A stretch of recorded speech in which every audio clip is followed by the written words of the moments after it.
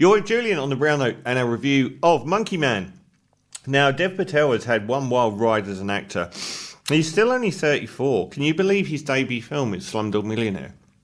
It always really winds me up when people look back on films like that and say they were never worthy of winning multiple Oscars or becoming a huge success. This was a $12 million budget film that was designed to go direct to video, that was shown at a few festivals and people went nuts over and ended up earning something like $600 million and winning Best Picture. Now, people say, oh, we shouldn't have won it. This is in the same realm as Titanic. It's not a film like Avatar that just dazzles with technical ability. These were human stories that really moved people and brought them into the magic of cinema. And I don't agree that Slumdog Millionaire isn't one of the best films of the century. It's certainly, whatever flaws it has, from another Danny Boyle film, related film, whatever flaws it has, it's got this amazing construct and emotional hit in watching it. He had one of the most amazing debut 1 and 2s in history. Slumdog Millionaire was like in the stratosphere, and he followed it up with The Last Airbender. It was like going from 0 to 100 in 2.4 seconds, and then from 100 to 0 in 1 second, which really destroyed much of his career. A terrible film if you've never seen it. And it's been a slow road back, but he's really coming back now. He's only 34 years old. So he did the Best Exotic Marigold Hotel, which was like a warm, fluffy film. And then actually, really, I thought, came back in 2016 with The Man Who Knew Infinity, which was a massive, could have been film about, I forget his, Srinivasa Ramanujan, who is regarded as one of the most naturally talented mathematicians in history, an Indian guy who ended up in Cambridge University in before the First World War. Great performance, a film that should have been better than it was. And then Lion got a lot of attention, and Hotel Mumbai, one of the most crucifying films to watch about terrorism, astonishing film. I think these are all Australian films, but really I thought coming back into the critical fore with The Green Knight a few years back as a lead actor in that. And Monkey Man, what a film. So this is being portrayed. He's not only the star of this film, but he is writer and director as well. So it's his directorial debut, and what a step up it is. It's a film that's being called the Indian John Wick, and it is the Indian John Wick. It stars Dev Patel, and we see in flashbacks that his mother was very poor, living in a makeshift encampment, and rich businessmen in India came through and massacred them all. He's now an adult, desperate to try and get a job in a posh hotel. And we find out, because the clientele of this brothel/hotel, with its posh nightclub and very well-to-do businessmen and policemen, were responsible for his mother's death. So he's trying to worm his way in there so he can kill the man responsible for setting his mum on fire. Now, it's a fairly old story to show.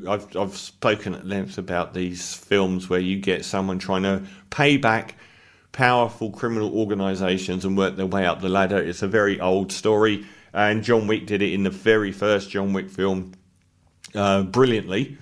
And this one does as well, but it also throws in a number of curveballs along the way where the screenplay goes in different directions.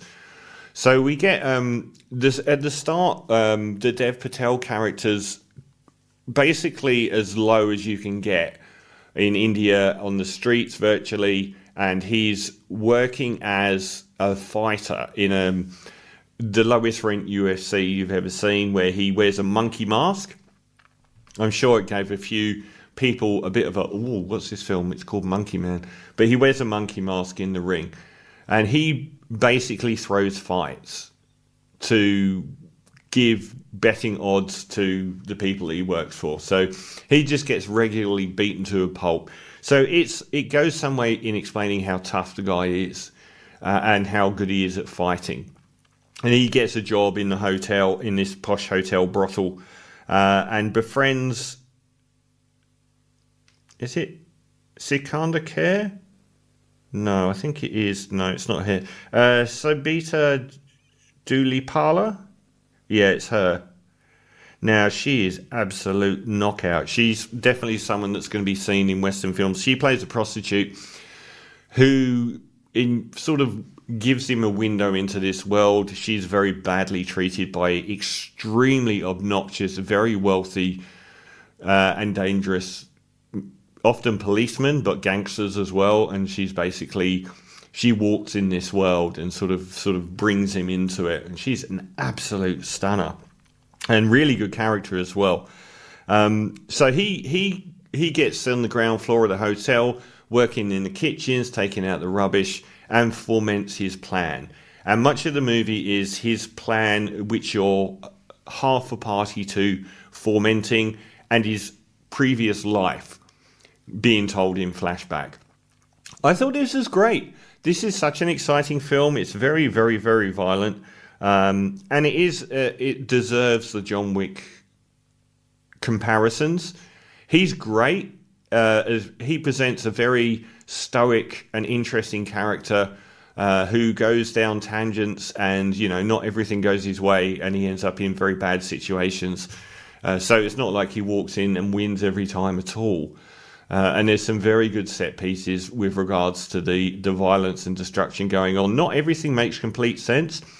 He does, in the action world, he does spend a large part of the film when he's at his lowest with the transgender community in India, who are legally defined as a race of people.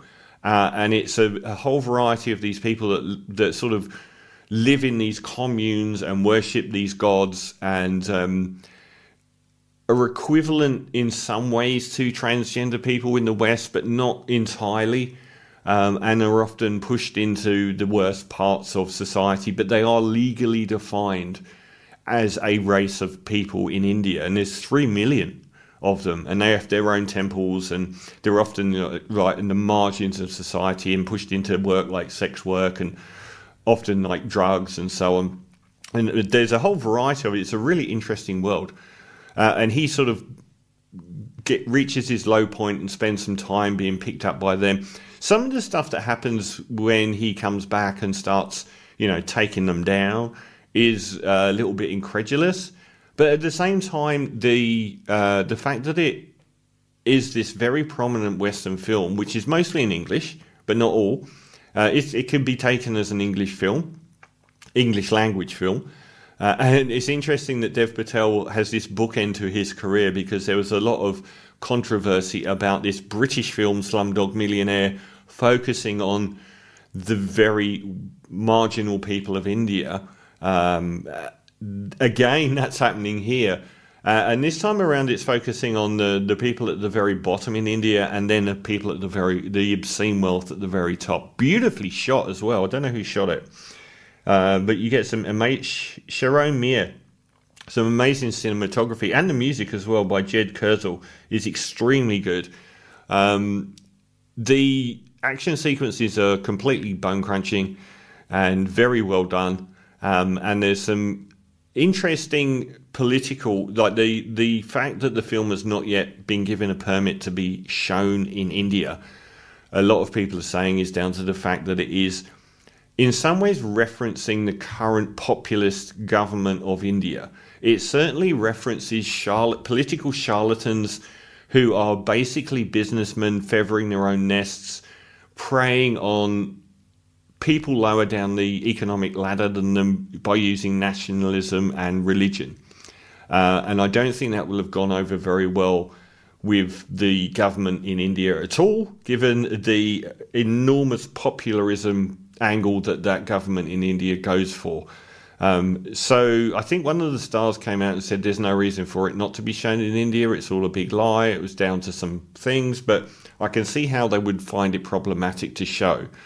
It would be very rabble-rousing and perhaps not in a way that the government would want.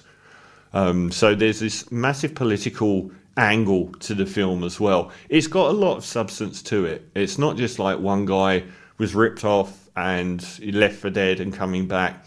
There's this huge political angle, and the characters have substance. It's very interesting, and it threw me a few times snaking along in how the screenplay would progress. So I'm going to give Monkey Man a very, very solid 8 out of 10. And if you like the John Wick films, absolutely fantastic. Or Extraction, it's better than certainly Extraction 1, possibly Extraction 2. It's certainly on a par with Extraction 2. I'm going to give it Monkey Man, and the rebirth of Dev Patel is reaching titanic proportions, an 8 out of 10.